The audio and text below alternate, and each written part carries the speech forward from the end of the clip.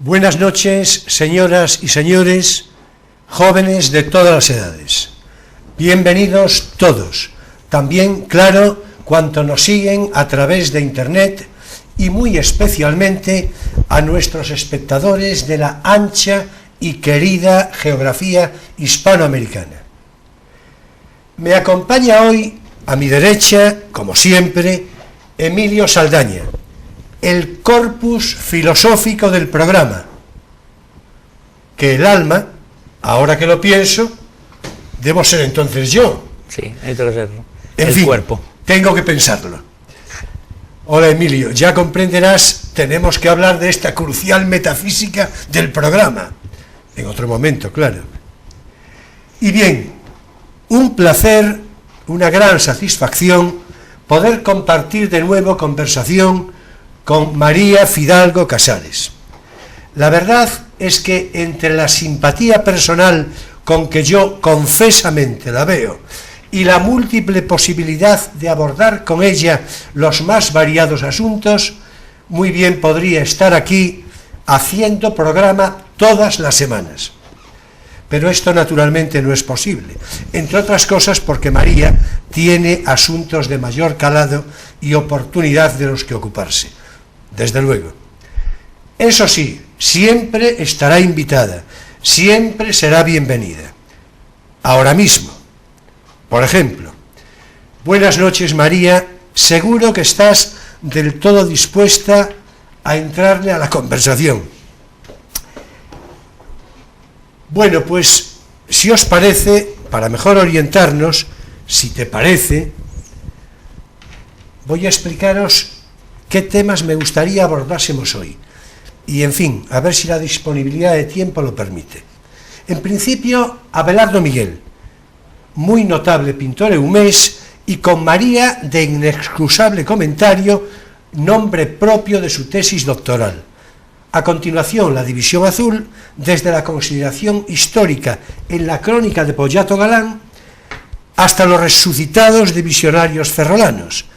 Seguidamente el mesón de cazadores en los años 60 del siglo pasado y ya por último un recuerdo, un apunte, una semblanza de Juan Marí Solera, el príncipe Galín y su serenísima memoria.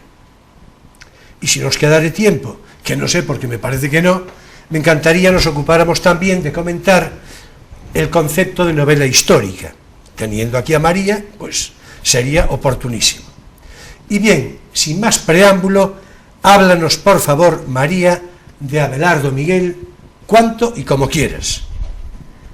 Buenas noches a todos, Televisión de Ferrol, estoy encantada de estar aquí de nuevo y en este programa, Crisol de Cultura. Y bueno, Abelardo Miguel es un gran conocido de los ferrolanos porque es un pintor que, aunque nace un mes, desarrolla su gran trayectoria en Ferrol. Desde niño, patrocinado por su padrino, que era Acevedo, que nos suena a todos ya el apellido, era un hijo de una familia de humildes, mareantes, que hunde su tradición en la noche de los tiempos, porque hay generaciones y generaciones de familia de Abelardo Miguel dedicados a la mar, pero este niño nace con un talento especial, ya desde niño pinta en cualquier soporte, con cualquier carboncillo, en cualquier madera, ya desde pequeño pintaba apuntes de marineros, apuntes de barcas, y tiene una madre muy especial, una madre que se llama Efigenia Leira, que esta señora tenía una visión un poco muy adelantada a su tiempo y dijo: este niño no va a la mar, este niño va a pintar. Es una señora además que aprende solo a leer, es una señora que tenía mucha sensibilidad para los objetos artísticos, los encajes de camariña, las figuritas, y esta señora apoya en su inmensa prole, porque tuvo nada menos que 11 hijos, pues tuvo la posibilidad de poder alentar la carrera pictórica en su medida de este niño, Abelardo Miguel, que nace en Pontedeume en 1911, y este niño estaría ya destinado a ser el gran cronista de ese Pontedeume marinero de su tiempo, y una pintura con un valor antropológico ineludible, un valor antropológico único en la pintura gallega, que es lo que lega a la posteridad no solo la historia del arte, sino la historia de la etnografía y de la antropología marinera, Abelardo Miguel. Bueno, brillantísimo discurso, que por otra parte me hizo recordar ahora esa evocación sobre la madre que también es una forma de honrar la memoria de ella de manera tan especial, me acaba de recordar una frase de Paul Valéry en Monsieur Test, cuando Madame Test dice: hay una parte de mi alma que siente sin comprender. Es decir, yo creo que sería perfectamente aplicable al caso de la madre, como una persona iletrada por lo que cuentas, pero que tenía una honda sensibilidad para reconocer en el hijo todo pero la eso. influencia de la madre en la pintura, por ejemplo, en el caso de Ferrol es muy interesante porque es el caso de Imeldo Corral, por ejemplo, otro grandísimo pintor ferrolano, como la madre influye en la vida de Imeldo Corral, y otra también, la madre de Bello Piñeiro. O sea que son tres madres que están ahí alentando a casi los tres grandes de la pintura ferrolana del principio del siglo XX. O sea que es interesante el papel de la madre. Habría que relacionarlo con la matriarca gallega, con el poder de la maternidad, pero que esta señora es la que está alentando en la carrera de Abelardo, que consigue, que tiene un padrino que se llama Gesito, que es un gran pintor que está también olvidado, coruñés, famoso por los juegos florales, que es el que patrocina un poco a Abelardo y se lo lleva a La Coruña, y es el que le da clases de pintura. Y curiosamente este Gesito daba clases de pintura también a otros consagrados como Tenreiro en La Coruña, o como Labra, que son pintores hoy muy reconocidos, que son compañeros de Abelardo en esas clases particulares que daba este Gesito en La Coruña. Él ingresa enseguida en la Academia de Bellas Artes de La Coruña, en la de Artes y Oficios, y me cuentan, hace poco me mandaron el expediente académico con unas notas fabulosas a Abelardo Miguel, pero cuando ya consigue por fin la beca para Bellas Artes de San Fernando, o sea, una beca que además cotizadísima, que por ejemplo no la consiguió la Sheiro, no la consiguieron grandísimos de la pintura, y la consigue este chaval, un niño sin ningún arrope ni económico, ni social, ni familiar, y consigue, como por su talento, le den la beca para estudiar en nada menos que en la Real Academia de San Fernando de Madrid. Pero cuando iba a ingresar estalla la guerra civil, y ahí su carrera en principio parece que se va un poco al garete, porque todo se paraliza, no ingresa en Madrid, y él tiene que ir a la guerra. En la guerra además es herido tremendamente en el pulmón, hay una bomba que le estalla al lado, es herido de metralla en la batalla de Brunete. Él vuelve convaleciente a Pontedeume, y además, como tenía una herida en el pulmón, por estas cosas de la época, todas las dolencias del pulmón tenían como un aura un poco de malditas, porque el pulmón, sí, la tisis, tal, y al pobre lo encierran en una buhardilla de Pontedeume para que vaya sufriendo la convalecencia. Y allí, pues, en esa buhardilla, pues él empieza a leer los clásicos, recibía muy pocas visitas, entre ellas la de mi padre, que era un amigo y fan desde la infancia, porque mi padre perseguía a Abelardo, porque, bueno, mi padre se criaba en Pontedeume y también queda fascinado por las habilidades del niño pintor, y prácticamente le seguía porque era un poco más pequeño, era el típico niño pequeño molesto que va detrás del chico mayor, pero es mi padre el que va a visitarle a la buhardilla de Pontedeume. También va su novia de entonces, Rosita, con la que tiene una historia truculenta pero que no acaban de casarse. Bueno, es una historia muy, muy interesante la historia de Abelardo, porque yo, que lo conocí también de niña, tuve la suerte de visitar su taller cuando era pequeña, pues me quedó grabada la estética de Abelardo. En mi familia yo me he criado con Abelardos, muchos hogares de Ferrol tienen Abelardos, porque Abelardo Miguel habrá hecho a lo largo de su vida unas 15 exposiciones en Ferrol, de las cuales vendió todo. Hay reseñas del Correo Gallego de entonces y del diario de Ferrol de entonces, que se llama Ferrol Diario. Ferrol Diario, sí. Donde aparece, Abelardo ha vendido todo el primer día de la inauguración, o sea que vendía todo. O sea, era un pintor que tenía una sensibilidad muy especial, que conectaba con el público y vendía todo, y vendía a precios bastante altos para lo que era la época. Y Ferrol tiene mucha presencia de Abelardo Miguel en sus casas. Pero el caso es que, bueno, al final se restablece de la guerra, como era en la guerra además. Es muy curiosa, hay una historia muy bonita, que Abelardo está convaleciente después de Brunete, está en un hospital de campaña y empieza a pintar en la camilla retratos de los marineros, de los soldados. Y lo hacía también que empezó a tener cola en el hospital para la gente, para que le retratara. Y al final dijo: mira, yo solo pinto a los gallegos, porque tenía tanta cola.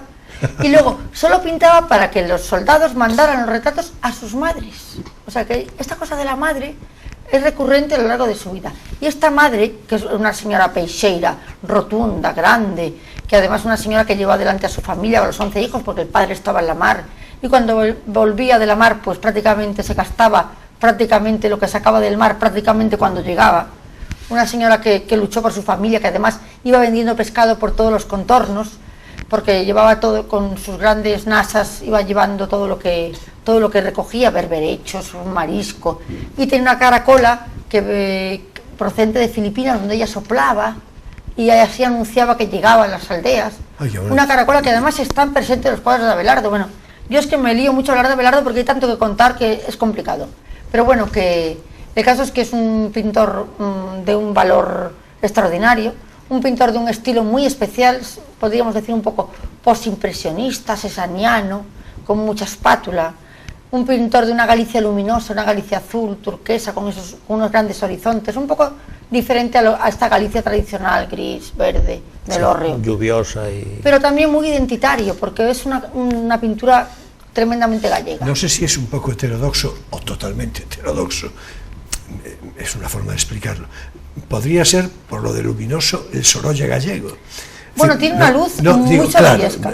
Vamos, sin ánimo comparativo de una luz y otra, que son diferentes. Bueno, ¿no? Sorolla estuvo en Galicia, estuvo intentando pintar aquí, por lo visto no quedó muy contento de cómo quedaba. Sorolla quedó muy contento en Galicia. Lo que pasa es que cuando la Hispanic Society le encarga el gran proyecto, que hemos estado hablando de que pinte las regiones españolas, él se viene a Galicia. Y dice que se volvía loco porque dice que la luz le cambiaba cada 5 minutos. Sí, claro. Y dice, yo no puedo pintar en Galicia porque cada 5 minutos me cambia la luz. Claro. Pero tiene unas escenas de Galicia maravillosas. Sí, también son muy coloristas, pero es verdad que él no quedó contento de cómo le quedaba la luz gallega en los cuadros. Bueno, Sorolla, al que más se parece es Sotomayor. Sotomayor y Sorolla tienen mucho en común. Sí, mucho. Es verdad. Sí, Sotomayor es verdad. también, ferrolano, por supuesto. Sí, sin duda, sin duda. Para mí, el mejor pintor gallego de todos los tiempos, Sotomayor. Bueno, si os parece, por cerrar el comentario de Abelardo Miguel, por ir avanzando, ¿no? Sí. ¿Está en algún museo? ¿Dónde se puede ver? Pues fíjate, vendió tanto en particulares que ahora mismo el único museo que tiene un cuadro de Abelardo Miguel es el Museo de Orense, que tiene un paisaje precioso precisamente de Redes, el Monte Breamo, o sea, una zona muy próxima de aquí. Pero vendió todo a particulares, no hay casi ningún museo que tenga Abelardo Miguel. Hay mucho en colecciones y bueno, hay también algunos murales por ahí perdidos. Hay la cooperativa de Castro, de aquí sí, claro. Que también tiene una historia maravillosa, la cooperativa de Castro. ¿Tiene un mural allí pintado? Sí, él pintó 9 murales para la cooperativa de Castro, pero eso hay que hacer otro programa porque... Sí, claro. Habría que hacer un reportaje cuando salgamos por ahí a filmar. Es que vamos a ver, iba a decir eso, claro, es que en realidad ahora estamos un poco por concesión al resto de temas, sí. Pero Abelardo Miguel daría para un programa de largo. Es una persona, ya se ve muy literaria, con esa rosita detrás, a la que decía, la novia. Que ya, por eso, que ya... que bueno, decía el gran escritor Eumés Ramiro Fonte que era como Ana Magnani, rosita. Bueno, pues fíjate, ¿no? Es decir, entonces... Ana Magnani que hizo la película de La Rosa, precisamente. Sí. La rosa tatuada. Y bueno, y por otra parte, la curiosidad, esto es en fin, a lo mejor por cerrar el comentario con esto, y a reserva de hacer otro programa, repito, cuando sea, así, ¿verdad?, ad hoc y es proceso. La curiosidad de que se dice, no sé en qué medida será cierto, y si, en fin, pero que Franco quería comprarle en su momento un cuadro, le quiso comprar un cuadro que Abelardo Miguel no le vendió porque lo tenía comprometido con un amigo. ¿Esto es más o menos cierto? Sí, es completamente cierto, además lo sé de primera mano. Resulta que Abelardo Miguel tenía cierta relación con Pilar Franco. Claro, la proximidad en Puente de Eume. Y además, sobre todo porque le gustaba pintar del natural. Y además era un pintor muy pragmático. Entonces dijo, bueno, yo me llevo los bártulos a la playa de Cabaña. Yo soy amigo de Pilar y dejo todos mis accesorios en su chalet, y cuando baje no tengo que subir y bajar a Puente de Eume. Claro. Entonces él, cuando iba, bajaba y subía, le dejaba a Pilar todo lo que tenía para pintar. Y entre ellos un marinero maravilloso que se llama O Patrón, que es un patrón que está con una pipa, está en la playa de Puente de Eume, en la playa de Cabañas. Abelardo hacía un poco lo que se llama ficción histórica, es decir, todo es reconocible. Se reconoce siempre Redes, Chamoso, Centroña, Puente de Eume, Cabañas, pero él hacía a veces ficción en el sentido de que no podía salir a la vez, por ejemplo, Chamoso y Centroña, pero lo ponía a la vez. O si se ve las Mirantas no se puede ver el Mourón, pues él lo ponía igual. O sea, a él le gustaba hacer ficción geográfica dentro de la zona. y tenía ese patrón estupendo que está en la playa de Cabañas, donde aparece un Monte Faro con un relieve que no es exactamente Montefaro, pero es Montefaro, y ahí está. Y entonces cuentan que Franco, que iba a visitar muy poco a la hermana, muy poco, una vez fue por allí y le gustó el cuadro del patrón, le gustó. Entonces cuando Franco decía que le gustaba algo, prácticamente significaba el regalo obligatorio. Y entonces le mandan el recado a Abelardo de que, hombre, que estaría muy bien que él regalara el cuadro. Hay que decir que Abelardo siempre miró mucho por el dinero, era pintor de oficio, cosa que era única en Ferrol, porque los grandes pintores ferrolanos han tenido que trabajar en otra cosa.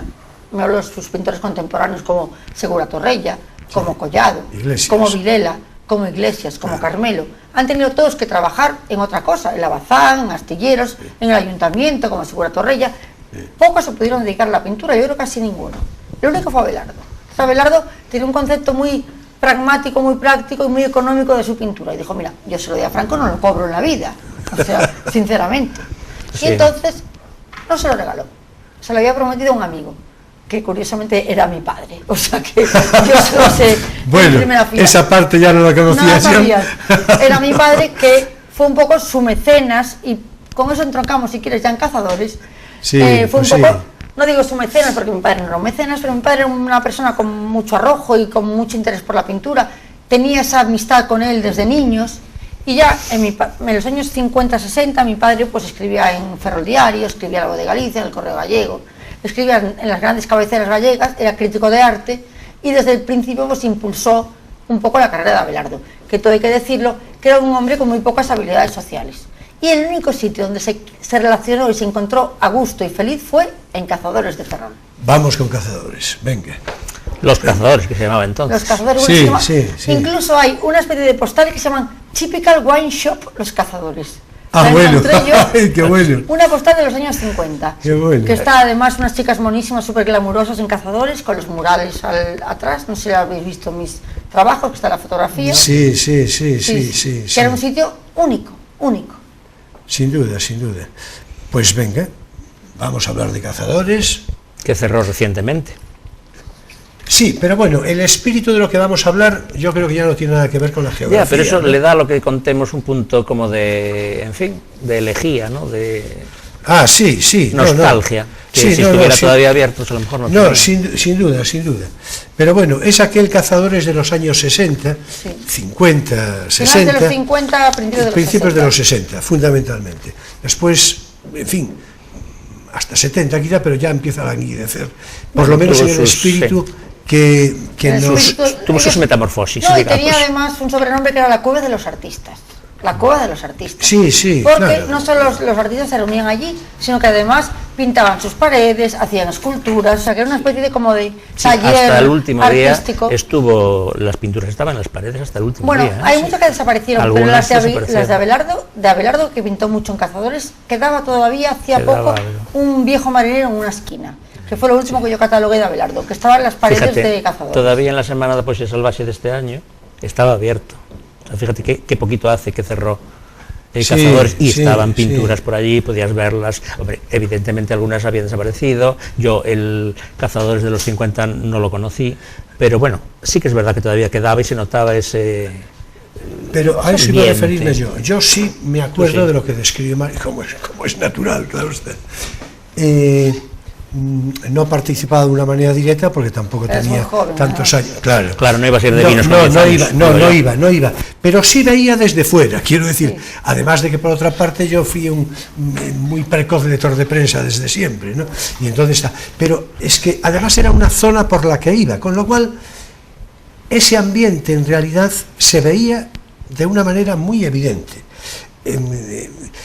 Tú hablas, lo describes de un modo, cuando tuve ocasión de leer la crónica de Cazadores que hiciste, que ya te dije en su momento que me pareció magnífica, literariamente magnífica además, ¿no?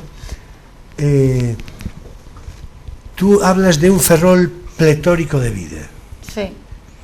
¿Años? Eso, finales de los 50, principios de los 60. Por supuesto, esto es muy importante decirlo, porque obedece a criterio, naturalmente, y porque las cosas no son de casualidad. Es decir, Todo eso se produce de ese modo por algún motivo. Y esa eclosión de arte, desde la curiosidad, que podemos a lo mejor empezar por ahí, del propietario, de Marcelino, de don Marcelino, en fin, como se le quiere decir, ¿no? A ver, vamos a describirlo para nuestros espectadores, ¿no? Porque es un personaje singular en sí mismo.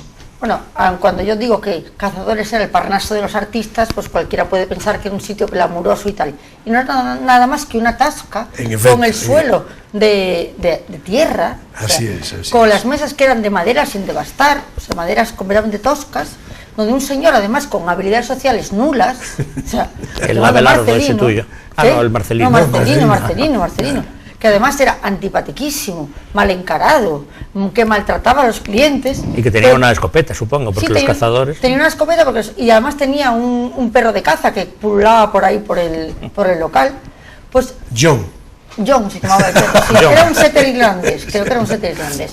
Pues en ese local se generó un espíritu como de repente, todos los extranjeros que venían a Ferrol, aspirantes a artistas, fotógrafos, periodistas, o sea, lo que era la intelectualidad ferrolana de la época, se reunían en Cazadores.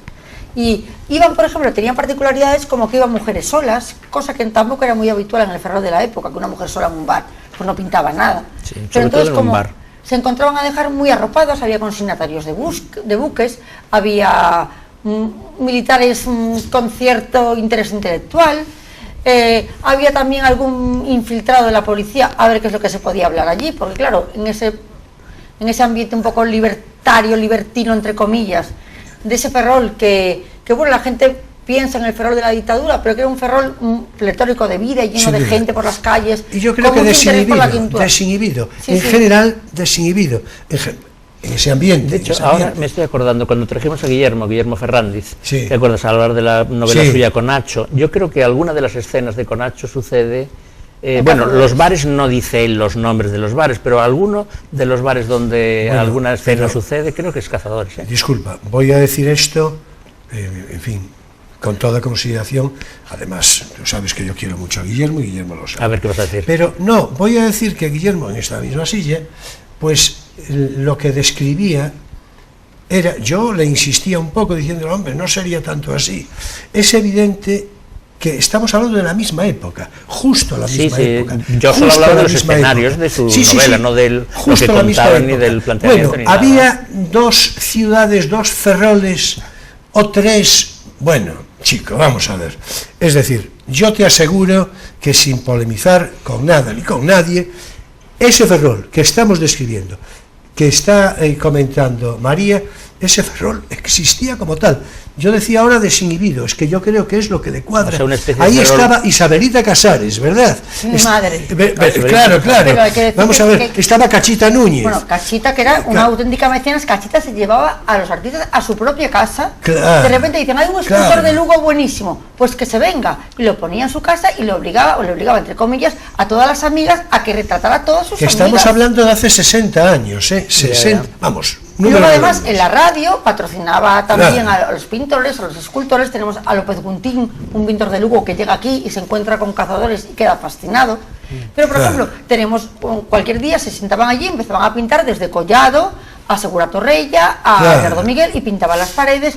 O por ejemplo un escultor que se llama Moyá, que es interesantísimo, era un catalán que aterriza también en Ferrol, que hace esculturas también para la cooperativa de Castro y que hace esculturas in situ y toda la gente la estaba viendo. Y luego también el sistema de restauración, como se dice ahora, de Marcelino, que era muy adelantado. El sistema de los palillos, por ejemplo, que hoy en todas las tabernas de neo-glamour, de cocina tal, que es que tomas un pincho y pagas por palillo, todo esto lo hacía ya Marcelino. Aquello era vino, pinchos y a pagar. Es decir, Ferraiz, la franquicia esa de pinches paga por palillos. Se va por palillo, pues eso ya lo hacía Marcelino hace 60 años. Por cierto, habría que darle un saludo a Cachita, tú que la conoces, que aún anda por ahí. No vaya a ser pues viéndonos, vamos a ver. Que está hablando de ella como si fuera ahí. Bueno, pues sí, además sabe ella, que lo digo muy complacido, y que además tuve la oportunidad de saludarla hace apenas un par de semanas. Con lo cual, en fin. Bueno, Cachita es una institución en Ferrol. Un beso, y claro, vamos a ver. Y es la memoria viva, y además en Cazadores, además ella como quería irse, llevaba a sus niños. Ella tenía un montón de niños y se llevaba a los niños con ella. A Cazadores. Y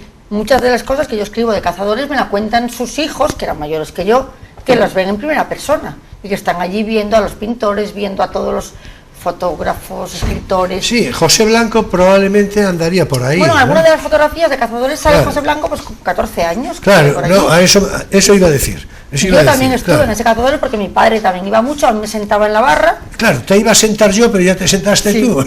Y cosa que a Marcelino no hacía ninguna gracia, pero yo como siempre fui una, como se decía en Ferrol, una marisabidilla, siempre estaba mirando todo y viendo todo y tengo una memoria bastante nítida para lo pequeña que era de todo aquello. Y la verdad era una cosa única y además que se hablaba en francés, en inglés, o sea, las mujeres fumaban, o sea, que era una cosa un poco muy particular. Claro. Y además también era, como digo yo, una especie de centro comercial donde la gente, Abelardo Miguel acababa sus cuadros, los ponía por vendían allí. cosas. Y por ejemplo, una de las grandes ventas que hace Abelardo Miguel, que es al colectivo americano, que estaba en La Graña, en Astano, en una época en Ferrol, que vienen muchos americanos a trabajar aquí a Ferrol. Claro. Y resulta que Abelardo les vende un montón de cuadros, que algunos tengo localizados en Pasadena, de cuadros de colectivos de marineros que él vende para el colectivo americano, que vende a través de cazadores. O sea, que Cazadores se convierte un poco en el centro, porque los pintores de Ferrol no tenían marchante, o sea, eso del marchante no existía, ellos vendían directamente. Y Cazadores se convierte en el gran escaparate de la pintura ferrolana del momento. O sea, que es un sitio muy especial. Por cierto, se me ocurre ahora, porque estoy pensando en un fotógrafo Arjo, Sí. Arjo, que tenía el estudio por allí, por Amboaje, Sí, cerca de la calle Real. el Sí. Real, pero Arjo, y también Gomber, en fin, Y Padín también. y Padín, cuando los fotógrafos eran artistas. Es decir, Arjo, sin entrar yo en consideración comparativa de ninguno, pero Arjo era un hombre, yo creo que hasta tenía un cierto tono bohemio en su... Sí, sí. Es decir, y bueno, por Cazadores de esa época aparece también un Siro Jovencísimo. muy joven. Jovencísimo. Y también Juan de Galdo, jovencísimo. Claro, O sea, que claro, sí, que te los pintas todavía. Claro. Sí, sí, no. Claro. Y entonces allí, pintura sobremanera, porque las paredes colgaban cuadros y había en una exposición permanente, ¿no? Yo creo que lo voy a decir dentro de un momento, por el guión orientativo que tengo por aquí. Yo creo que, visto desde esa perspectiva, que era una perspectiva civil, normal, Ferrol era una fiesta. De esa manera, quiero decir. Y claro, eso niega la alternativa de un Ferrol negro y tal. Bueno, yo creo que no niega, que coexisten. O sea, la verdad no puede ser igual un pintor que más o menos está empezando su carrera y que se encuentra más o menos reconocido y que llega a este sitio donde se habla de lo divino y de lo humano y de literatura y de pintura y de poesía, claro, con una persona que vive mal en un barrio... Pero eso, vamos a ver, sí, pero por supuesto. Pero coexiste. Por supuesto, pero eso es una consideración, quiero decir, atribuible a cualquier ámbito social y en cualquier ciudad y en cualquier tiempo y por encima de circunstancias políticas. Claro, es que esto es muy importante, por encima de circunstancias políticas. No quiero yo establecer ningún tipo de referencia comparativa, ¿no? Pero en regímenes quizás de sentido bien contrario al que había por aquí entonces, pues la vida no era precisamente color de rosa. Es decir, no es exactamente... Yo lo que quiero decir es que había un cierto aire libérrimo, tú decías antes, entre libertario y libertino. Es decir, pues es verdad, porque, claro, es la consideración del mundo artístico, de los... Yo me pregunto hasta qué punto era Cazadores una isla muy aislada o realmente formaba parte de un archipiélago con más sitios similares. Yo todo solo tengo documentado Cazadores, desde luego, que fue una coordenada espacio-tiempo que se dio ahí porque se dio ahí. Pues ¿por qué? Pues no se sabe, pero fue ahí. Y además que es que está en los testimonios de toda la gente que estuvo allí, que desgraciadamente muy pocos viven ya, porque hablamos de un Ferrol muy antiguo. Claro, estamos hablando de los 60, ¿no? Hablamos de los finales de los 50, principios de los 60, claro. Gente que ya tenía en aquellos tiempos 30, 40 años, con lo cual si empiezas a sumar, prácticamente Cachita es el reducto de lo que queda. Cachita, mi madre, creo que era alguien Borrajo, de la familia Borrajo, de la Brena, todavía quedan algunos, pero muy poquitos. Sí, claro. es una cuestión... También Taibo iba mucho por allí, Germán Taibo, sí, y Victoria Taibo, su hermana, y ¿no? Había gente muy interesante, además de todo punto, todos los ámbitos artísticos estaban por allí. Era un sitio especial. No, vamos a ver, era un momento de particular eclosión económica, en fin, una industria pujante, una ciudad... Empezaba a crecer realmente. Pero mayoritario. Pero que teníamos la Capitanía, teníamos la Fenia, claro, teníamos los astilleros. Sí. O sea, pero con una renta per cápita puntera, la más alta de Galicia, pero con diferencia. Ya en los 50. Finales de los 50, principios de los 60. Sí. Principios de los 60. Una renta per cápita altísima y además una especialización del trabajo muy avanzada, es decir, muy avanzada. La industria naval, es decir, no, y todo eso, bueno, hacía mejorar el nivel de vida de una manera manifiesta. Ahora, locales, como tú sugerías, alternativos, yo creo que no había. Es decir, creo que no, porque es que era único. Es que había un sitio dedicado, se llamaba la Cueva de los Artistas. Claro, no había tanto artista. Yo creo porque en Coruña seguramente habría cosas similares, ¿no? Tú que viviste en Coruña. El Cine Galicia, donde está hoy la Fundación Barrié, ¿no? El Cine Galicia, sí, yo allí llegué incluso a conocer, la verdad es que, en fin, según llegué yo, dijeron, bueno, vamos a cerrar esto. Bueno, además en Coruña estaba una asociación de pintores gallegos que estaba en la calle Riego de Agua. También. Donde exponía muchos pintores de Ferrol y había cierta fluidez de unos sitios a otros. Sí, verdad, que hubo un tiempo que hubo un movimiento. Ferrol Coruña había mucho movimiento de los pintores. De hecho, casi todos los pintores ferrolanos se exponen en Coruña. De hecho, el Riego de Agua, yo no sé si no sigue habiendo allí una... Posiblemente. En la Ciudad Vieja había una cosa también. O en la Estrella de San Andrés, por allí. Pero no soy un experto, yo tampoco en la vida social. No te lo decía porque, bueno, tú viviste años allí. Que en Ferrol había mucha costumbre de tener cuadros en casa. O sea, en Ferrol, por muy humilde que fuera la familia, el de tener cuadros originales en las casas era muy habitual. Y, por ejemplo, que se casara alguien y le encargaran a alguien un cuadro era habitualísimo. O sea, yo digo siempre que los ferrolanos tenemos el ojo muy educado, porque estamos acostumbrados a ver pintura desde pequeños. O sea, por ejemplo, Vilela, que era un pintor extraordinario. O sea, no hay una monografía que avale su trayectoria, era un pintor magnífico. Pues uno de los que más trabajaba en la Bazán. Bueno, no hay una vida hasta que se te ocurra a ti. No, estoy deseando escribirla, pero que un regalo recurrente en las bodas de oro y bodas corrientes, era que Vilela, además los formatos de tanto Abelardo Miguel como Carmelo adecuaban los formatos a las viviendas, con lo cual hay mucha gente en su casa que tiene pintores de primera fila, como los que estamos hablando, por regalos de boda, regalos de empresa. O sea que era muy habitual en Ferrol tener pintura en las casas, era una cosa que le distingue de otras ciudades. Yo no hace tanto vendí un lugris para una boda precisamente, es decir, todavía se mantiene, ¿no? ¿Un lugris o un lugris vadillo? Vamos, no, un lugris vadillo. Un lugris vadillo. Sí, un lugris vadillo. Bueno, pues estos son comentarios de... en efecto, Cazadores tenía ese toque bohemio, artístico, cosmopolita, realmente, porque era realmente así. Bueno, había norteamericanos, era cosmopolita, claro. Hasta un punto filosófico también, porque tú describías al personal que había allí, y es verdad, era muy variado, desde militares ilustrados, o más o menos ilustrados, ¿no? Pasando por periodistas, claro, gente más o menos con inquietudes literarias, pero después profesores, periodistas. Me parece que Mario Cauceiro era uno de los asiduos, ¿no? Al que yo conocí y traté algo, en fin, hasta un joven incluso Perille me dio... también iba, un joven Perille también. Un joven Perille también iba. Bueno, pues el del concurso dicho sea en homenaje a su memoria, que tenemos ahí, ¿verdad? El premio de pintura. Claro, Carlos Perille, por supuesto, con el que yo tenía muy buena relación de amistad también. Y, en fin, que era una fiesta. Por cierto, los recuerdos que me dio Eduardo Hermida para ti, va que os veis en el Perille. No, nos vemos en las Meninas.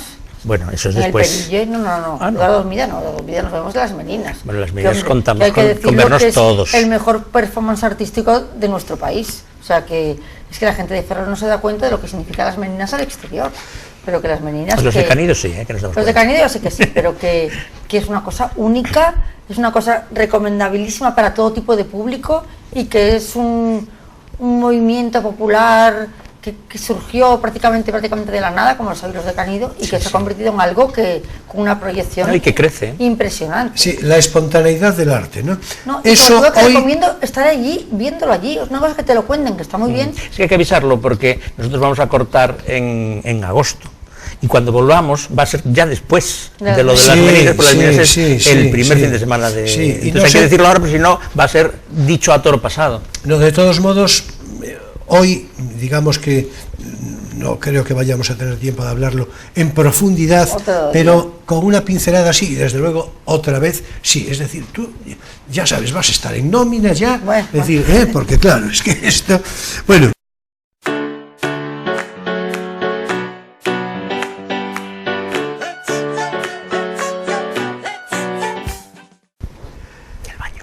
Y hoy vamos a glosar lo que será la penúltima entrega sobre la evolución histórica de El Baño, sus curiosidades, su anecdotario. A ver, en la antigua Grecia abundaban los baños públicos, en principio adosados a los gimnasios, y ya hacia mediados del siglo V a.C. menciona Heródoto los baños de vapor, que resultaron muy populares. Sin embargo, algo ya hemos venido citando en las últimas semanas, nadie como los romanos para disfrutar del baño. Impulsaron en gran medida las termas iniciales griegas, y fueron famosas y conocidas las de Agripa, su iniciador, Caracalla, que aunque estaba un poco chiribí, ya se ve que para esto de las termas sí anduvo lúcido, y también Nerón, Tito, Severo, Heliogábalo, Filipo, Olimpíades, Constantino y Diocleciano.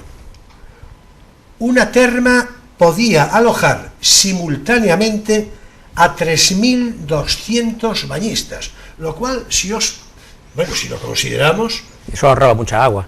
Porque claro, cada bañista ocupa su sitio, entonces cuantos más, menos agua necesitaban para repartir. Un ejercicio ingenioso de Emilio. Pero las termas, con todo, eran sólo la cima de un verdadero arte romano del baño, que se apoyaba en 13 acueductos que llevaban agua a la ciudad. La longitud conjunta de los 8 principales acueductos de estas conducciones era de 354 kilómetros, que a mí me parece, un verdadero disparate, de los cuales solo 48 estaban al aire libre, o sea, encima 300 kilómetros canalizados.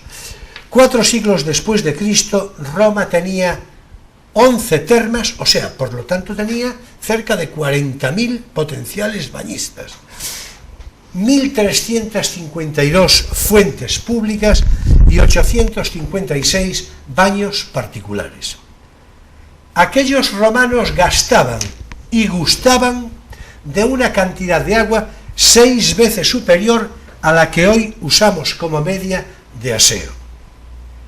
En las termas, además de los baños, había jardines para jugar a la pelota, gimnasios, restaurante y sala de lectura. Ya vemos que los romanos, en fin, eran el faro de la civilización. Ya cuando la República declinaba, se introdujo además calefacción, perfeccionada por los romanos tanto y tanto que es la base de la actual losa radiante. Y en fin, por llevar, Roma llevó el baño incluso hasta sus campamentos militares. Y hasta aquí por hoy nuestro espacio divulgativo de No tienes por qué saberlo.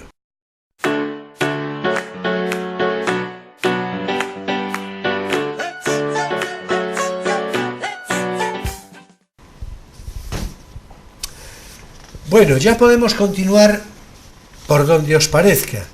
Yo casi repasaría un poco, ¿nos queda algo de Cazadores así o le entramos ya? Bueno, en fin, siempre queda algo. Podemos hablar toda la hora. Ya, claro. Sí, por supuesto. yo voy a echar un vistazo a mis apuntes, si es que los tengo por aquí. Hombre, al Pero principio bueno, del programa... revisas, me gustaría hablar un poco, que no está en el pero se acaba de morir, de George A. Romero. George A. Romero es el gran director de Hollywood que creó los zombies. Sí, con la noche de los muertos vivientes. Pues que tenía familia en claro. Redes, no sabía Neda, yo y su familia pertenecía a los Romero, famoso Romero, emparentados con los Escrigas, emparentados con Vicente Araguas, o sea que era de una familia completamente ligada a la historia local. George A. Romero, además, la Xunta de Galicia le iba a hacer un homenaje precisamente este año. Él incluso se mostró encantado de venir porque la Xunta, a través del CEGAI, creo, le buscaron todas las fotografías de sus antepasados, localizaron la casa de donde salieron su familia, estaba encantado de venir, iba a venir con su avión privado, porque es un hombre que aunque hizo películas serie C, era supermillonario. Bueno, serie B. Serie B y C, y lamentablemente pues murió antes de ayer y ya no pudo venir. Yo es que además me habían encargado ser su cicerone, y yo me había visto todas las películas, este año he estado viendo todas las películas de George A. Romero, pero la mayor parte son de zombies. Sí, la mayor parte no solo la primera, sino una cantidad grande. Hay que decir que la idea del zombie que plantea George A. Romero en sus películas está directamente relacionada con el concepto de la Santa Compañía. O sea que los muertos vivientes, o sea que los zombies mundiales deben su origen a la gran historia nuestra Santa Compañía antropológica de nuestra Santa Compañía, que también, ya que estamos hasta que encuentres lo que tengas que encontrar, sí, hablamos del gran disco de golpes bajos que se llama Santa Compañía. Sigo la procesión con un hacha de cera. Sí. Bueno, soy una parte de ellos que aterroriza a la aldea. Me parece interesantísimo. Pues esa es la Santa Compañía. Y convencerlo a Fernández Flores, que tenemos que hablar de él, ¿te acuerdas? Que también murió muy poquito antes del Príncipe Galín. Sí, Copini también fue una pena, porque ese sí que era autor de la Santa Compañía. Y era un talento musical brutal. Es verdad, por cierto, ya aprovechando, mira, te lo iba a decir antes, en fin, fuera de plato. Copini no sería gallego, ahora, ¿verdad? porque si no me voy a despistar. Como dices, Germán Copini, bueno, pues tenemos tú y yo, y acaso también Emilio, pero una común debilidad, o por lo menos querencia, por Loquillo. Bueno, sí. Mujer por Loquillo, sí. por Loquillo, es bueno, decir, tenía yo ganas de decírtelo. Bueno, a ver, yo tuve la inmensa suerte de haber vivido la movida de los 80. Yo debo lo que soy al espíritu de los 80. Yo me considero una ochentera de corazón, una ochentera. Llevaré ese espíritu hasta que me muera porque forjó mi propia personalidad. Y tuve la suerte de haber vivido Santiago en los 80, que yo en mis estudios sobre los 80 siempre digo que Vigo fue la creación, pero Santiago fue la difusión. O sea que aunque Vigo es la que se lleva la fama, como siempre el Sil y el Miño. Bueno, y Ferrol estuvo muy vinculado a la movida. Bueno, Ferrol también ha escrito varios trabajos sobre Ferrol y la movida, colateralmente sí, pero Santiago se convierte en la gran caja de resonancia de la movida. Pero algunos de los sitios de Santiago fueron montados por ferrolanos. Bueno, el sitio emblemático de la movida, junto a la Sala Clangor, es el local número K, fundado por Miguel Operlamas, ferrolano y Eumés. Y además con un proyecto de Alcalá, también ferrolano, o sea que la movida tiene mucho que deber a... Ahí era muy rompedor la estética del número K. Bueno, es que la movida fue completamente transgresora en todo, concepto hostelería, concepto salir, concepto musical, y entre ellos pues está Loquillo, del que tuve la suerte de conocer, como dice en una de sus canciones, en Santiago cuando vino a su primer concierto gallego. Y hizo la mili en Ferrol, Bueno, hizo la mili en Ferrol además participa en una cosa musical noroeste rock, me parece, y es cuando traba amistad con don Nito Pereira, el gran gurú de la música gallega y española, don Nito Pereira, tío de Fernando Pereira, el dueño del Clangor, la gran amistad de Loquillo y Fernando Pereira, el dueño de la Sala Clangor, la famosa Sala Clangor de Santiago. Y además hace poco tuve la suerte de estar con Loquillo en Sevilla y vamos, tiene Ferrol muy presente y su historia gallega y es un ochentero, pero es un clásico, o sea, Loquillo es un clásico universal. Se ha vuelto muy clásico, Loquillo se ha hecho mucho más universal. Rockero a los 50 que sí, no, pero que yo estuve en su concierto hace poco en Sevilla y estaba lleno de gente de 50, pero de 40, de 30 y de 20. Sí, pero eso es lo además bueno. Yo creo que Loquillo no es lo que nos ocupa hoy, claro, pero yo creo que Loquillo es una consideración personal que no sé si podéis, si compartís o no, claro, pero yo creo que él tuvo una evolución, digamos, en lo cultural, para entendernos, yo creo que notable y bastante asentada. no bueno, él ocurre. tiene libros de poesía. Hombre, él libros se de- ilustró bastante desde sus orígenes. Bueno, ahora mismo Ahí, es un digamos. intelectual que canta. A eso, Sí, a eso me refiero. yo No, también. no diré hasta ese punto, ya, o tal vez sí. No, pero o tal es vez sí. verdad, Pero otros eso- se quedaron eso en lo quería que decir. empezaron, pero hubo gente que Sí. avanzó Sí, sí, en, pero digamos, eso lo que es la quería No, y decir. además Exactamente, que es un hombre que llena, o sea, se sienta y llena. Tiene, Sí, sí. tiene un algo especial, tiene aura. Sí, sí, Tiene claro, aura. Yo claro. solo lo vi una vez en mi vida, en la Thyssen, en la exposición de Hopper. Andaba por allí, claro, es un tipo que llama la atención, porque medir cerca de 2 metros, todo de negro allí, con el tupé. Y es un loquillo, pues sí, loquillo, mira tú dónde lo fui a ver yo. Allí, Sí, viendo a pues sí. Hopper. Bueno, pues nada, Loquillo, estás invitado al programa cuando gustes. Bueno, pero está. Bueno, y Yo- Tita también. ¿Eh? Tita También, Tita también, que estuvimos allí viendo pero la si aquí exposición en tu invitamos a todos. fundación, que Eso venga sí, también. claro, en fin, guardando turno, que esto, ¿verdad? ¿No? Claro, perfecto, bueno, después de esta expansión, que caramba, ¿verdad? Hay que, pues, esa referencia que hacías a Romero, ¿no? A George Romero. Sí, ¿La de pues... qué es? ¿Qué? ¿Qué Creo que es es la- Anthony, creo que Anthony, es. será Creo que es, George ¿eh? No me hagas mucho caso. Jorge Antonio, George Creo que es Anthony. Anthony. Sí, pues, en fin, es algo para comentar, como mínimo, con Guillermo Escrigas y Guillermo con Escrigas Araguas. es el que más sabe de George Romero. Guillermo Escrigas es un, Claro, bueno, claro. es Pero por un la cuestión fenómeno del en muchas vínculo, cosas En de fin, cultura me ferrolana. apresuraré a hablar con él, que por cierto ya lo iba a llamar, pero eso es otra cosa. Pero por la cuestión del vínculo personal, ese Bueno, familiar, tiene o por no, interés bueno, a ver, suyo. Guillermo Escrigas, yo creo que es de los pesos pesados de la cultura gallega. O sea, es que del resurdimento hasta hoy controla todo. Pardo Bazán, Castelao, o sea, todo. Su debilidad es Ferrol, porque es ferrolano, pero es un hombre de una cultura vastísima. Y dentro de esa cultura vastísima, pues todo lo que tenga que ver con Galicia, pues es algo que le toca especialmente, y además en lo que es un versado como pocos. Y de George Romero es la primera persona que me habla, él hace años, y es cuando me cuenta que la Xunta está planteando dar una medalla, y es cuando George Romero dice que va a venir, viene en su avión privado, y es cuando enferma y ya Sí, no, fue un no poco, fue Bueno, una con especie de esa cáncer o algo referencia- así rápido. Que le con dio. esa- viene. No, pero ella era ya muy mayor, tenía 80 y tantos años, ya era muy mayor. Con esa alusión a Guillermo Escrigas, pues yo tengo que distraer un minutito, vamos, en decir algo. En decirte a ti que Guillermo Escrigas, en fin, espero que tengamos la oportunidad. Sí, está en la lista. Sí. en You're on the list, Espero Guillermo Escrigas. que pronto nos visite. En fin, yo ya hablé con él para un asunto de particular interés, que naturalmente no voy a desvelar, ¿no? Pero que es de sumo interés. Suscribo del todo, claro, cuanto dices, yo lo conozco hace, pues a lo mejor redondos 25 años, ¿no? Y tengo un trato que yo creo que puedo decir, un principio de amistad importante. Suscribo, repito, todo cuanto dices de una manera absoluta, porque, en fin, incluso yo mismo le pude facilitar algunas cosas, o sea, sí, yo creo que es meritísimo lo de Guillermo Escrigas, en el sentido de la perseverancia, es decir, este no es un programa de Guillermo Escrigas, pero en fin, de la perseverancia. Es que esto es muy importante. Se está resultando esto un poco variado, ¿verdad? O sea, estamos saltando de una cosa Sí, para otra. sí, bueno, ya dijimos que era miscelánea, ¿te Eso, acuerdas? sí, El otro día lo anunciamos como miscelánea. Tenía una Pues, inspiración particular. Miscelánea, A mí miscelánea me cuenta total. una anécdota, cuando él tiene creo que es 5 o 6 años, su padre creo que le compra la historia de Ferrol de Montero Arróstegui. Y entonces él dijo, creo que con 5 o 6 años, esto va a ser el principio de mi biblioteca de Ferrol. O sea que, bueno, creo sí, que me cuentes anécdota, me la no, contaste hace mucho tiempo. Es decir, No sé si era Montero Arróstegui o otro volumen de Ferrol. en todo caso le cuadraría, quiero Sí. decir, perfectamente. Y yo creo que eso sí que tiene un particular mérito, además de otras cosas. Es decir, la perseverancia y desde luego el criterio. Es decir, yo recuerdo, por ejemplo, que se compró el primer plano de Ferrol en Italia.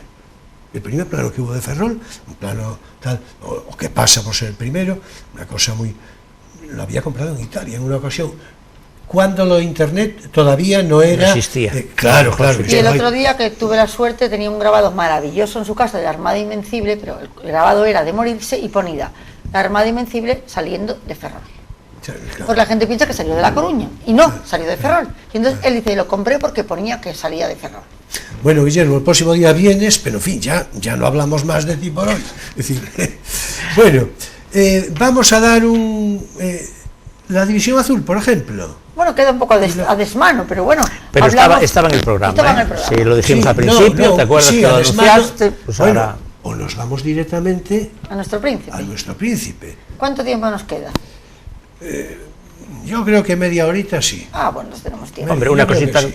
Una pequeña, pero sí que se puede hacer una mención. No, bueno, vamos a ver, lo de la División Azul yo creo que podemos, si te parece, por aquello de la anécdota de los divisionarios ferrolanos, ¿no? Sí. Es decir, bueno, a mí me parece que el libro de Poyato Galán, Bajo el fuego y sobre el hielo, la sanidad militar en la División Azul, creo que es un libro interesantísimo, que tú misma te ocupaste en hacer una referencia crítica, que tiene una serie, sí, en Zenda, y que tiene una serie de curiosidades que me parece, yo creo que es un libro a recomendar. Sí, sí, ¿no? Por supuesto. Un libro a recomendar, ¿no? También hice otra de Soldados de Hierro de Francisco Torres, que también la hice para la revista Zenda. Hay que decir que la División Azul, pese a ser, es uno de los periodos históricos que más interesan al público bibliográficamente, o sea, lo que se llama libros de historia son de los más vendidos. Cualquier libro que sale de la División Azul genera expectación, o sea, que parece un capítulo olvidado, pero la gente no se da cuenta de lo vivo que está el interés de la gente por la División Azul. Entonces, pues... yo le he dedicado varios capítulos a su estudio. Y específicamente a la relación con Ferrol y con ferrolanos. Por supuesto, por supuesto yo no soy para nada ni especialista en la División Azul ni nada, pero desde niña me llamó la atención.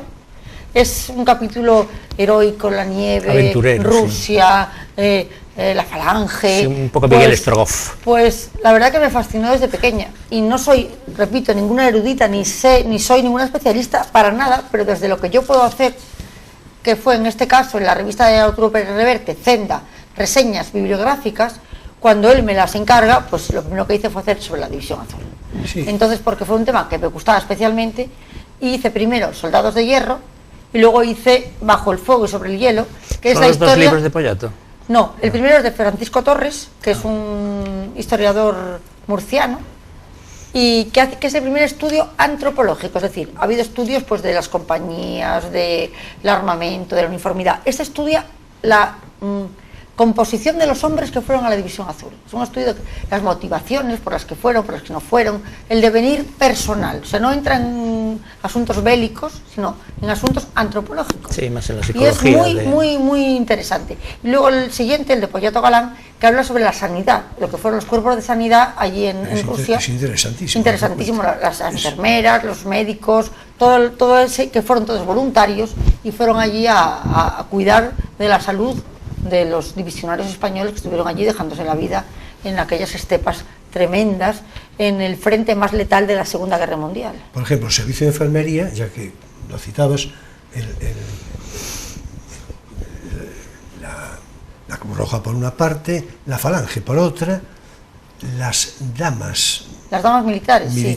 Y luego también las mujeres, bueno, las mujeres requetés no fueron, las mujeres requetés entre ellas Mercedes Milá, por cierto. No, la tía de Mercedes Milá. No, pero no se llama Mercedes, creo que no se llama Mercedes. No se llama Mercedes. Bueno, no estoy segura. Bueno, la tía de Mercedes Milá fue la jefa de las damas que estaban allí, sí. Y además la atención delicadísima que les prestaban desde un punto de vista con un respeto humano y médico, sí. En efecto, ¿no? Pero bueno, también fueron todos los grandes avances que se hicieron allí. Claro. O sea, se inventaron una serie de cosas sobre la marcha, que no sé si las tienes ahí apuntadas, sistemas de soldar los huesos, sistemas de las camillas. La camilla caliente. La camilla caliente. La camilla caliente que los alemanes inmediatamente la copiaron, ¿no? Los clavos de Kirchner, que eran para evitar la congelación. Caliente. Calentaban el colchón, la colchoneta de la... Bueno, el sistema exactamente no sé cómo es, pero era un sistema que evitaba la congelación del herido, ¿no? Es decir, y bueno, la curiosidad de que, lo que cita, de que la auténtica revolución médica que supuso el reinado de los reyes católicos, que esto es curiosísimo. Bueno, es que el libro de Poyato Galán, aunque se refiere a la División Azul... iba a decir este salto. No, sí, es que, claro. El libro de Poyato Galán habla de la sanidad de la División Azul, pero antes hace una estupenda introducción de lo que fue la sanidad militar desde el principio, y el primer hospital de campaña lo ponen los reyes católicos. Entonces, a partir de ahí es cuando empieza ya la sanidad militar, pero hasta los reyes católicos no existía hospital de campaña. O sea, los heridos por ahí campaban por sus anchas y que les pasara lo que les pasara. Bueno, y por otra parte, la sanidad de la División Azul atendió a los civiles rusos, por ejemplo. Sí, también a civiles rusos, embarazadas, niños. Niños, claro. Incluso claro. judíos, incluso judíos. O sea, porque hay que decir que los divisionarios fueron a luchar contra el comunismo. O sea, no fueron a apoyar a Hitler, fueron a luchar contra el comunismo. Ah, por cierto, es verdad. Tú acabas, ves, ahora, disculpa, es que me acordé. Tú decías algo que a mí me pareció muy interesante. Dices que hay una paradoja, ¿no?, en la División Azul. Dices, dice, por una parte, combaten por una causa justa, el anticomunismo, dice, pero por otra, están en el bando equivocado, lucharon en el bando equivocado. Supongo que lo que quieres decir es que es el bando equivocado el bando porque perdedor, perdió. Claro, claro, bueno, claro. bien. Sí, Eso me parecía, eso me parecía. Sí, perdedor, sí. Eso me parecía, sí, claro. Pero el bando equivocado siempre es el bando perdedor, claro. Pero si fueron a luchar contra el comunismo, realmente no tenían ningún problema con los judíos. De hecho, atendieron a muchos judíos. El bando perdedor, que es decir, el nazi. Claro, el bando alemán. Claro, sí. No, pero digo el bando perdedor en cualquier eventualidad. El bando perdedor, porque en realidad ellos también estaban en el bando franquista, que fue el ganador. O sea, tenían ahí... La guerra había terminado, no había bando franquista. Ya, hombre, pero eran gente que venía ideológicamente de la falange y del lado nacional. El lado nacional no quiere decir que el lado franquista. Ten en cuenta que la falange y Franco tuvieron sus diferencias. No, bueno, y hay... Es que, a ver, Franco utiliza la falange, pero los falangistas auténticos reniegan de Franco. O sea, y estos eran más bien falangistas que franquistas. Estos eran falangistas. A ver, prácticamente el 90% de los que van a la División Azul son falangistas de convicción. Claro, o sea, sin duda. Porque además, este interés en decir que fueron obligados es que no corresponde a la realidad. O sea, el día que Serrano Suñer abre la espita, por decir así, de quienes quieren ir voluntarios, se alistan 45.000 y hacían falta 18.000. Si hacen falta 18.000 y se alistan 45.000, no tienen que obligar a nadie, si es que les sobra gente para ir. Pero hay un interés en decir, fueron obligados. No es cierto que fueron obligados. Y además hay documentación de los cuarteles donde dicen, en este cuartel no hay voluntarios. O sea, porque hay una rumorología que dice que en los cuarteles iba alguien y decía, tú y tú. Pues eso no es cierto. O sea, hay un interés... Es probable que haya algún porcentaje obligado, pero vamos, bueno, mayoritariamente... A ver, que hay gente que quisiera ir para lavar su imagen, porque fuera de familia republicana y quisiera... Yo no te hablo de que en este 10% estuvieran. Ahora, obligar no se obligó a nadie, porque había voluntarios de sobra. Lo que sí es cierto, en fin, con esto a lo mejor podemos ya redondear el comentario, lo que sí es cierto es que la División Azul fue una forma, yo creo que inteligente, digo desde la perspectiva histórica, de España tenía, España tenía un compromiso con Alemania de entrar en la guerra, pero no quería entrar en la guerra.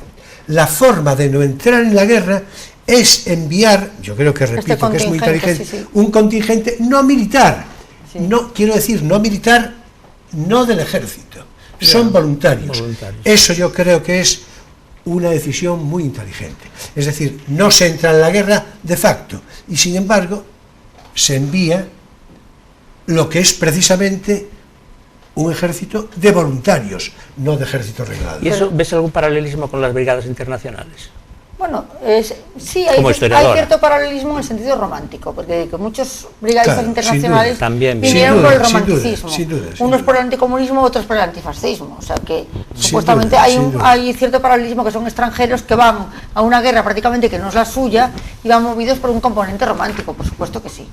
Ahora por ejemplo, hay que decir que la División Azul, pese a no ser, como dices tú, profesionales, fue súper condecorada, tuvieron muchísimas cruces de hierro.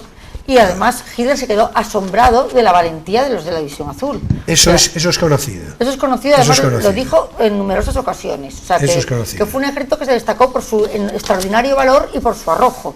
Aparte de también su carácter humanitario con la población rusa, incluso acogió judíos, o sea, es decir, que ahí, en el momento que tienen contacto con los rusos y con los judíos, quiere decir que lo que les movía no era el nazismo como se quiere decir ahora. O sea, ahora se pintan a unos neonazis que no es cierto, no fueron neonazis en absoluto. Eran chicos que por sus ideas, también muchos les habían matado a los padres en la guerra, habían sufrido la represión republicana, que nunca se cuenta, pero existió y fue durísima, y quisieron poner su parte en la guerra. También chicos que eran muy pequeños en la guerra y que quisieron también estar allí. O sea, que había muchas motivaciones, pero el hilo conductor de todos era el anticomunismo, aunque hay un 10% de soldados de fortuna, de gente que va a lavar su imagen, de gente sospechosa, que es un 10%, pero el 90% son voluntarios, normalmente falangistas. Berlanga, García Berlanga. También anduvo por allí. Bueno, y ferrolanos tenemos a gente como... Lo digo mi admiradísimo. Sí, pero Berlanga luego renegó, creo, fue y luego renegó. Pero, por ejemplo... Bueno, pero eso no le quita ninguna talla como cineasta, ¿no? El general ¿Cómo, por favor? No, hombre, no tiene nada que ver. Admirabilísimo. Pero el general Gabeiras estuvo en la División Azul. Sí, claro. ¿Y ferrolanos quién decías entonces? General Gabeiras, Quintana Lacazzi, también estuvo en la División Azul. Por ejemplo, un bedel del Instituto Masculino que recuerdan todos los chicos de tu generación. Eso a lo mejor. También estuvo en la División Azul, que no me acuerdo del nombre. Cuando pero, yo ejemplo, entré había un bedel así, tengo una vaga idea. Sí, pues todo el mundo lo cuenta, incluso se dice de Pérez de Arévalo, que no fue verdad, pero también dicen, ese estuvo en la División Azul. Ah, Pérez de Arévalo pero no fue verdad. Me dio clase a mí. Pues ese también se Nunca nos cuenta que contó estuvo en nada de la Azul. División Azul, ¿eh? Y hubo mucha gente de la comarca que fueron a la División Azul. Algunos volvieron, otros no. Bueno, vamos a ver cómo hacemos para pasar a Galín. Sí, tenemos que hablar ya saltando a Galín de Juan Marí Solera, el príncipe Galín. Bueno. Tenemos que hablar, tenemos así como 5 o 6 minutos, no más. A ver cómo hacemos. Ferrolanes ilustres. Filósofo, cantante, biólogo, poeta, navegante, todo eso lo dices tú, rapsoda, marino mercante, etnomusicólogo, telegrafista, místico, empresario, agitador, mítico personaje underground. Bueno, claro, a mí me parecen muchas cosas, pero lo cierto cierto es que todo eso era verdad, ¿no? Todo eso era verdad. Todo eso era verdad. Entonces, a ver, no sé... 4 pinceladas. Pero, en fin, ¿Y alguna anécdota? En homenaje a su memoria, alguna anécdota, porque yo puedo contar una indirecta. Su memoria lo merece, yo lo recuerdo con particular simpatía y con cariño, y hace ahora 2 años que se murió. Justo, por otra parte. va a hacer esta semana. Así que, digamos, en aniversario y en su homenaje, ¿no? En su memoria. A ver... Bueno, pues Juan Marí Solera nace en Ferrol, muere hace 2 años el Día de la Patria Galega, como si hubiera elegido el día para morir. Es un hombre fascinante desde su infancia, es un niño que es transgresor desde que nace, cuando se quiere escapar con un circo que está en la Plaza de España. Lo cuentas en un trabajo que tienes editado. Y yo recuerdo esa anécdota en el ambiente de la ciudad. Sí, eso es tradición oral porque... ¿Y qué edad tenía cuando lo del circo? Pues 7 años. 7 años. 7 años, o sea que... Y luego ya se cambia el nombre y se pone Johnny Solera, sí. O sea, él se cambia el nombre rápidamente. Pero ya su catapulta a la fama viene cuando se va a París, que hay gente que ha negado que estuvo en París, cuando está documentadísimo que estuvo en París por compañeros que estuvieron con él en París, y es cuando él ya se instala en la Rue Le Prince, y es cuando ya le empieza el sobrenombre de Su Alteza Serenísima, el Príncipe Galín de Galicia, señor de Ferrolbello y Marqués de Cruxeiras, que no se puede pedir más. Claro, no se puede pedir además más. Recibía en una habitación, ¿es así o no? Sí. Cual, claro, pero lo que me decías antes es que no nació en el Ferrolbello ni en Cruxeiras, que nació en... nació en el centro. En el centro, nació en el centro. decías, ¿no? Sí, bueno, yo lo recuerdo. Sí, pero Ferrolbello era su espacio natural, siempre tuvo carencia por el puerto. Sí. Y además, es lo más romántico de Ferrolbello y Canido. En sus épocas bajas, Canido también le gustaba, en sus épocas bajas a veces iba por los bares del Muelle, los bares de mala conducta. ¿Y a veces, por qué dices lo de épocas bajas? Sí, porque tuvo sus... Yo no sé si me van a protestar a mí por resteiro, es decir, cada uno tiene su corazoncito. Bueno. Épocas bajas digo porque en los 60 llegó a ser un dios en vida, porque ya, llegó de estar en el bajón, París, ¿no?, del 68. Sí, con Agustín García Calvo. Con Agustín García Calvo. Algo de Arrabal también, sí, ¿no? Arrabal llega también, al ¿no? Santiago. Porque Arrabal estaba en aquel momento. Sí, Arrabal vivió mucho más tiempo en Francia que en España. Sí, bueno, y allí sigue. Con el grupo Pánico. Sí, y con todo aquello estaba en la Llega al cúspide. Santiago de los Grises, está en primera fila con los Grises, en primera fila de los disturbios, cuando él no estaba matriculado en Santiago, sino en Coruña, haciendo náutica, pero él saltaba a Santiago. Cuando él empieza a reivindicar la gaita gallega, que eso luego Fraga haría mucho por la gaita, pero en ese momento la gaita era una cosa folclórica residual y él reivindicaba la gaita, el pandero de no sé cuántos cascabeles, o sea, él se convierte en un etnógrafo de la música, a la vez empieza a coquetear, bueno, entre comillas, con las ideologías de izquierdas, pero ninguna le convencía porque era muy independiente y el comunismo le parecía muy encorsetado. Era más bien anarquista. Sí, era un poco anarquista, libertario. O ácrata, que se decía. Y luego le gustaba el nacionalismo, pero tampoco le gustaba la imposición, era un espíritu libre, indómito, era un hombre único y personal. Bueno. Y además ese físico que tenía, él llevaba una gran capa negra, capa española, la gorra ladeada, los grandes bigotes, botas con tacones con metálicas que al andar iban dando, se convirtió en un símbolo de la bohemia, de la lucha contra los grises, del antifranquismo. Y entonces era Dios. Él comía en El Asesino, que era el sitio un del poco... Asesino es donde iba a contar yo la anécdota esta que me contaron, no sé si es apócrifa, es cierto. Pero perdón, como quiero hablar tanto de Galín, cualquier persona que te diga conoció a Galín tiene su anécdota personal. Todo el mundo tiene su anécdota personal. Esta no es personal, esta es cuenta. de mi hermana y mi prima, que andaban con una gente que iba a comer al Asesino. Una de las veces fueron a comer al Asesino y se encontraron con Galín allí, que estaba. Y entonces la señora lo invitó a comer si le cantaba su tango preferido. Es que tenía una voz, una voz de barítono. Bueno, ahora tienes que adivinar cuál es el tango preferido de la señora del Asesino, que le valió la comida. Pues ya no lo sé. A ver, venga. De Puro Guapo. No es uno de los tangos más conocidos, pero es un tango... Bueno, muy es intenso. Que tenía un magnetismo de personal Puro Guapo. impresionante. De hecho, bueno, hablando de otras cosas, yo hice una vez una columna frívola de los hombres más atractivos de Galicia cuando Galín vivía y lo puse en el top. Dije, no puede haber más que Galín con esa capa andando por aquellas calles de Santiago. Bueno, era único. Lo que pasa que luego, cuando llega a los 80, la movida, pues claro, este eso hombre... Eso descoloca mucho, descoloca, no cuadraba, ya estábamos todos con Alaska. Fue un cambio muy rápido, o sea, fue como de un día para otro, claro. Llegó a la movida y se quedó. No, y entonces se repliega a sus tierras, se repliega a Ferrol, y vuelve a su Ferrol bello, vuelve a sus orígenes, que es en la época que yo vivía, las épocas bajas, vuelve al muelle, y era un hombre que descolocaba mucho porque era un hombre que no cuadraba con nada, sí. Y es cuando empieza sus primeras aventuras, aunque hace poco me contaron que hasta la Universidad Complutense le da una gran beca para hacer un estudio de el etnofolclore gallego. Estudio que jamás presentó. Bueno, porque por otro lado era un pícaro. La habrá cobrado, sí, tenía ese punto de verdad, ya lo dijimos una vez, ese punto de se convierte en un visionario que apuesta, por ejemplo, por la peatonalización de los cascos históricos, algo inaudito. En aquel tiempo, por la conservación de los edificios, también algo inaudito en aquellos tiempos, el nudismo, que fue un puntero el nudismo, la agricultura ecológica, la recuperación de las raíces, o sea que es un hombre que está en cosas muy punteras un poco antes de su tiempo, momento, sí. Y fue siempre un incomprendido. Es verdad que fue un pillo, en el sentido casi de Lazarillo, pero que era un hombre completamente fascinante. Sí, es que es absolutamente exacto lo que decís, y a mí ¿Tú lo conociste antes de que fuera famoso? De verdad, sí, vamos a ver, yo lo conocí, él era algo mayor que yo, pero tampoco demasiado, y nos relacionamos, es decir, ya era así el... Peculiar. En fin, peculiar.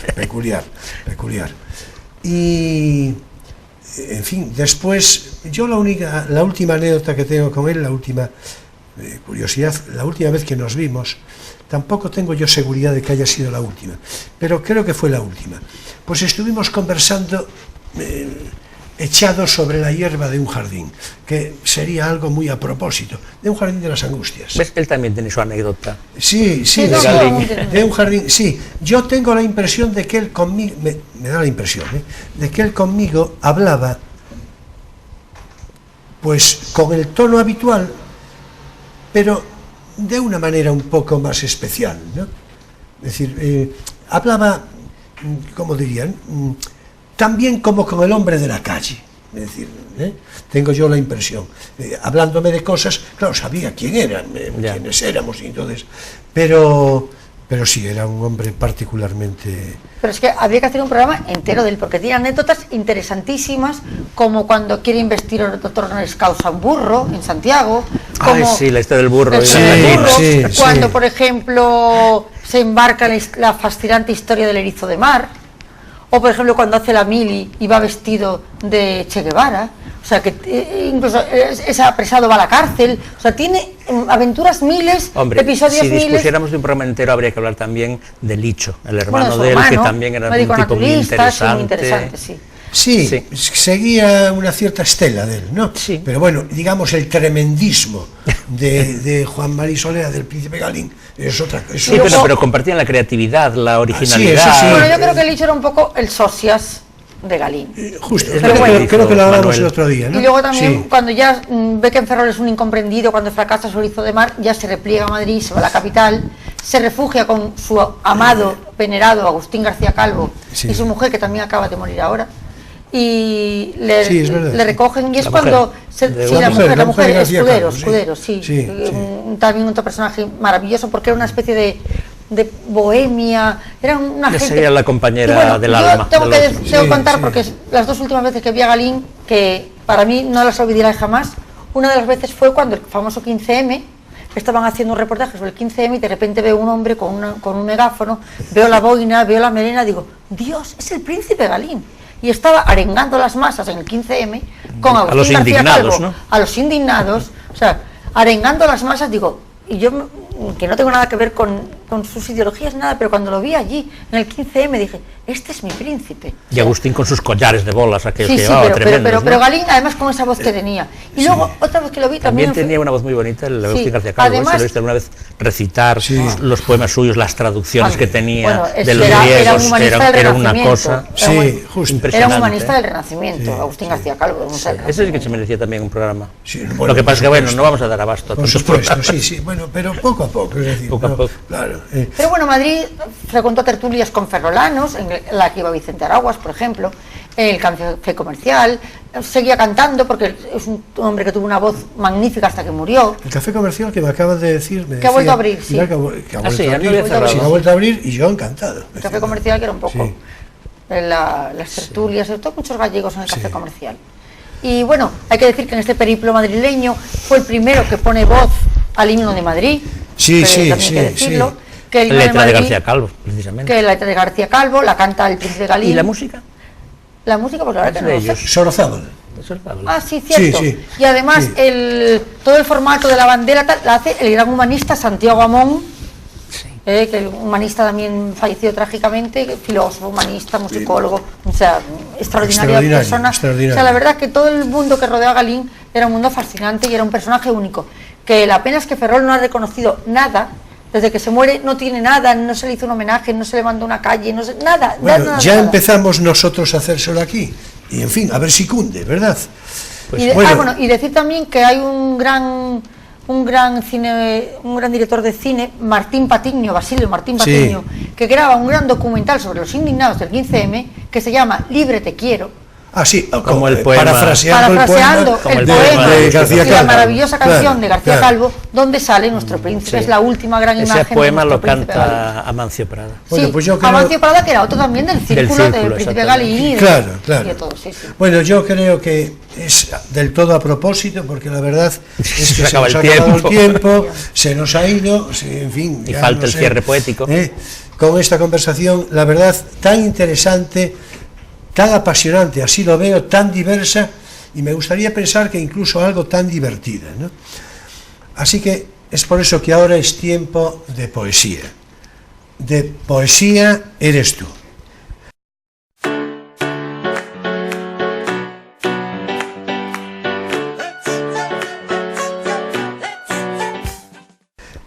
Y hoy, aprovechando la oportunidad de un texto que escribí hace pocos días, claro que con otro fin, sirva en todo caso la impresionante belleza y la honda emoción del alma que procuran estos versos sueltos de Neruda, de Pablo Neruda, entresacados de sus, como no, 20 poemas de amor y una canción desesperada.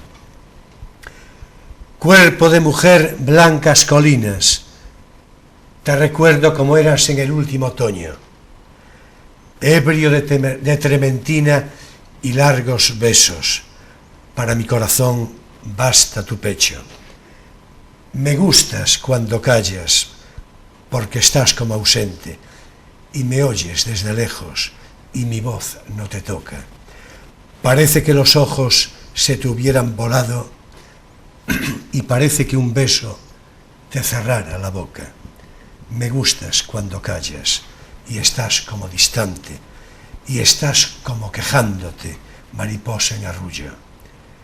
Y me oyes desde lejos, y mi voz no te alcanza.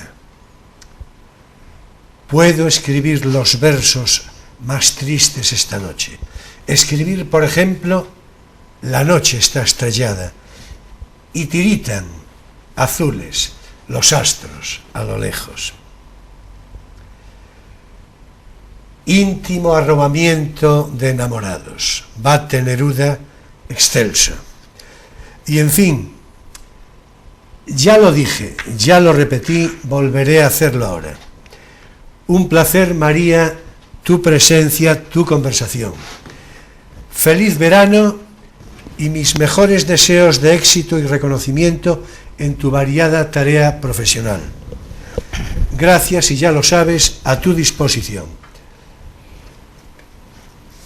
Y volveremos a llamarte, claro. Yo encantada de volver, me encanta estar en Ferrol, me encanta hablar de personas de Ferrol y sobre todo de estas personas que no se les recuerda como debería. Y sobre todo hoy, a Su Alteza Serenísima, el Príncipe Galín de Galicia, Señor de Ferrolbello y Marqués de Cruxeiras. Pues nos sumamos, desde luego, con emoción a lo que dices. Gracias también a ti, Emilio, como siempre, que bien sé que por otra parte te sumas a esos mejores deseos para María. Y bueno, ya sabes que después del programa del próximo sábado nos podremos ir de vacaciones hasta septiembre. Eso sí, en la primera semana de septiembre hay que estar de vuelta, si cabe, con más fuerza, con más ideas, con más decisión y desde luego, y muy sobre todo, con el mejor humor. Y bien, así es, la próxima semana será nuestro invitado Eliseo Fernández, que vuelve a visitarnos, minucioso investigador de importantes aspectos de la historia de Ferrol, bibliotecario y presidente que lo fue del Ateneo. Y con él hablaremos precisamente de cuestiones diversas relacionadas con la cultura en Ferrol, durante los siglos XIX, XX, en fin, ya veremos cómo es eso. O sea, que ya es de ver, asunto de muy especial interés. Señoras y señores, jóvenes de todas las edades, hasta aquí nuestro crisol de cultura de hoy. Mi gratitud, naturalmente, por vuestra presencia, por participar con nosotros en esta conversación cada semana. Hasta el próximo sábado a las 9:30 de la noche en Televisión Ferrol, con repetición el domingo, atención, a las 8 de la tarde. Y ya seguidamente, claro, a través de Internet para todo el ancho mundo. Crisol de Cultura será un placer. Ya sabéis que paso lista. Muchas gracias, buenas noches y feliz semana.